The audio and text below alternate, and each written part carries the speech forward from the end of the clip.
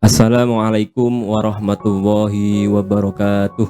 Alhamdulillahi rabbil alamin. Wabihi nasta'inu ala umurid dunya waddin. Wassalatu wassalamu ala ashrafil anbiya wal mursalin sayyidina wa maulana Muhammadin wa ala alihi wa ashabihi ajmain. La hawla wa la quwwata illa billahil aliyyil azim. Amma ba'd. Pertama, marilah kita panjatkan puji syukur kita kehadirat Allah Subhanahu wa taala yang telah memberikan kesempatan kita, kesehatan kita untuk bisa hadir, untuk bisa melaksanakan puasa Ramadan di bulan suci yang mubarak, di bulan suci yang sangat berharga ini, khususnya untuk umat Islam. Kita masih bisa menjalankan perintahnya, dan semoga kita juga bisa menjalankan untuk menjauhi larangan-larangannya.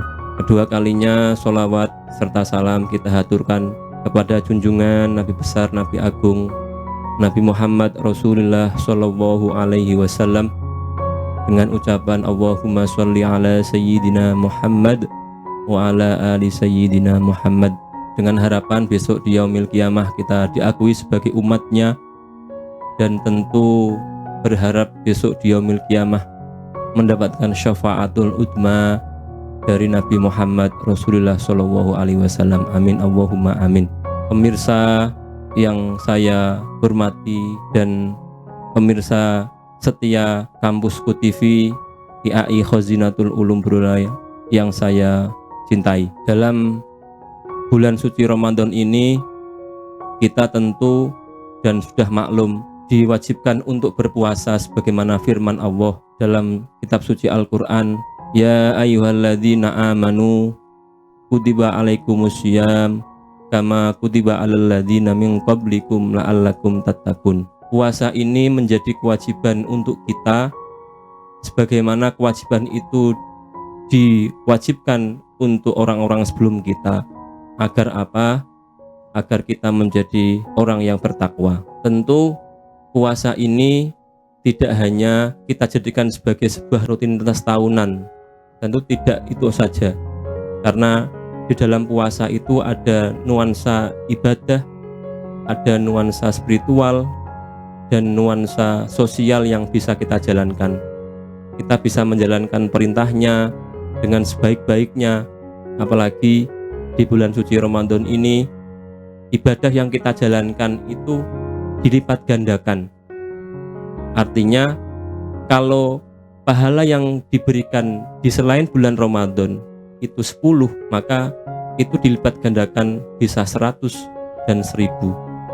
Betapa bahagianya kita ketika kita hadir dan diberi kesempatan untuk berpuasa dan hadir di bulan suci Ramadan ini.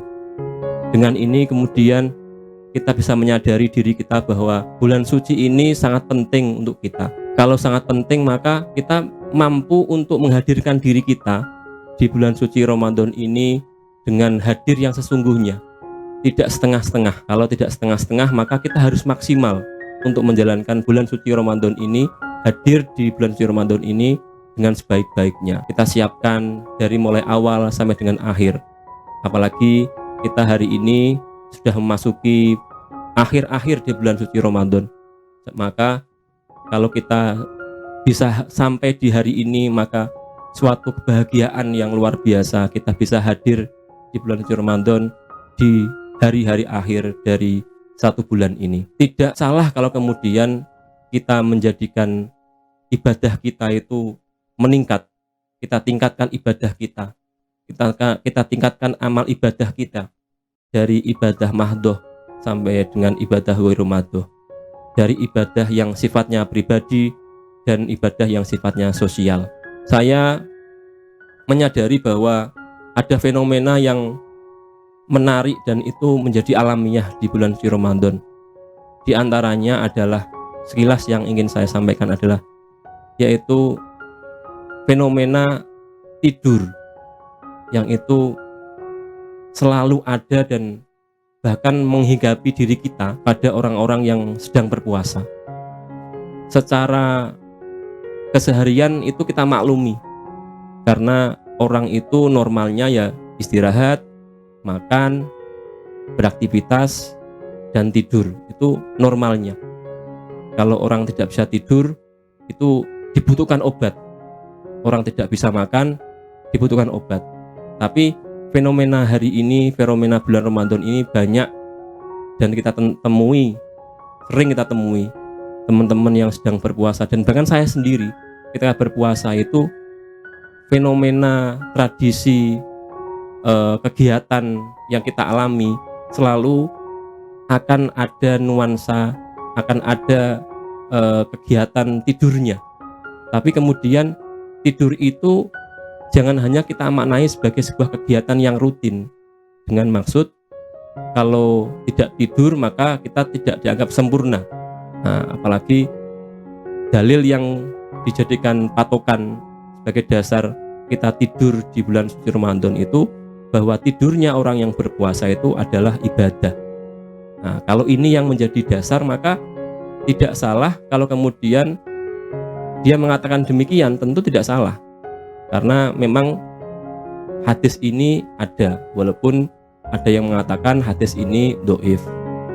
Tapi hadis ini ada, yaitu hadis yang berbunyi yang artinya adalah tidurnya orang yang berpuasa itu adalah ibadah. Tapi ada kelanjutannya bahwa tidak hanya tidur, bahwa kalau tidurnya itu ibadah, maka pengamalannya, kegiatannya, ibadahnya itu dilipat gandakan. Artinya kalau tidurnya itu ibadah, maka hadis berikutnya, redaksi berikutnya mengatakan bahwa perbuatannya, ibadahnya itu dilipat gandakan dan dosanya itu diampuni. Sehingga kalau ini kita maknai hanya sepotong-potong, maka kita akan mengambil bahwa tidur itu hanya ibadah. Maka yang terjadi adalah kita hanya menikmati puasa ini dengan tidur. Padahal ada redaksi berikutnya, yaitu adanya perbuatan yang baik, ibadah kita itu dilipat gandakan pahalanya. Sehingga tidak salah, dan saya tidak bisa kemudian mengatakan bahwa itu salah, bahwa kalau orang yang puasa yang tidur, orang yang tidur di waktu puasa itu adalah salah, tidak. Tapi mbok yao itu jangan dilaksanakan sewaktu-waktu. Misalnya habis subuh itu tidur sampai dengan duhur, nanti duhur bangun terus bariku tidur lagi, nah, sampai dengan asar bangun tidur lagi, bangun sudah buka puasa. Maka kita tidak bisa menikmati bahwa kita itu punya bulan suci Ramadan yang ini sangat luar biasa.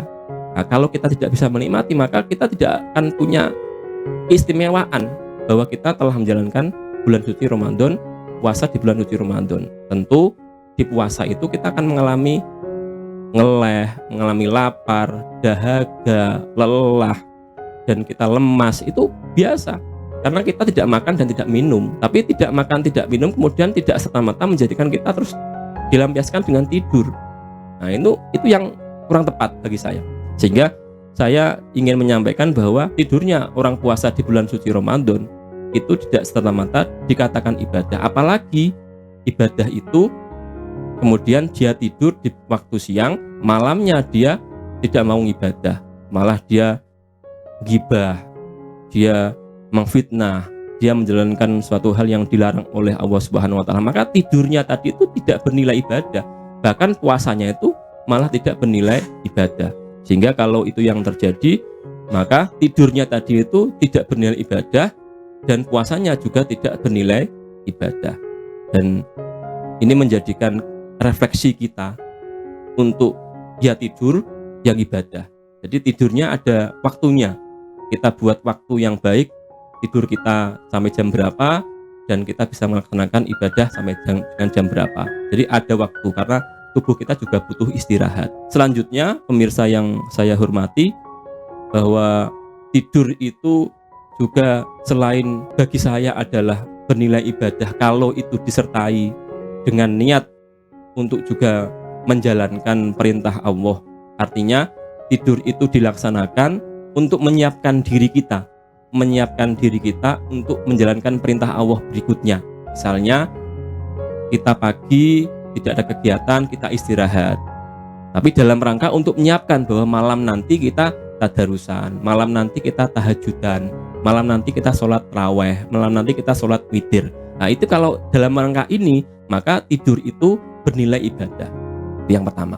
Yang kedua, makna yang berikutnya, kalau tidur itu bernilai ibadah adalah kalau tidur itu digunakan sebagai pengalian atas perbuatan yang mungkin nanti kita jalankan, misalnya perbuatan jelek.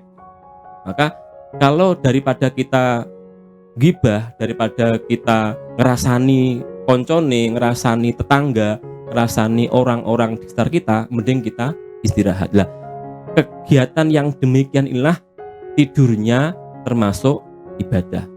Alhasil dalam kesempatan ini intinya saya ulangi lagi bahwa tidurnya orang yang berpuasa itu bernilai ibadah dengan dua kriteria. Yang pertama, tidur itu digunakan untuk menyiapkan diri kita untuk menjalankan perintah Allah dan menjauhi larangannya.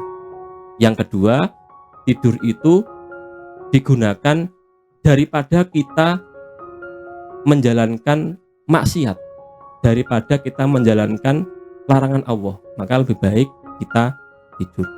Demikian yang bisa saya sampaikan dalam kesempatan ini. Mohon maaf atas kekurangan dan kesalahan. Akhirul kalam, wallahul muwaffiq ila aqwamit thoriq. Wassalamualaikum warahmatullahi wabarakatuh.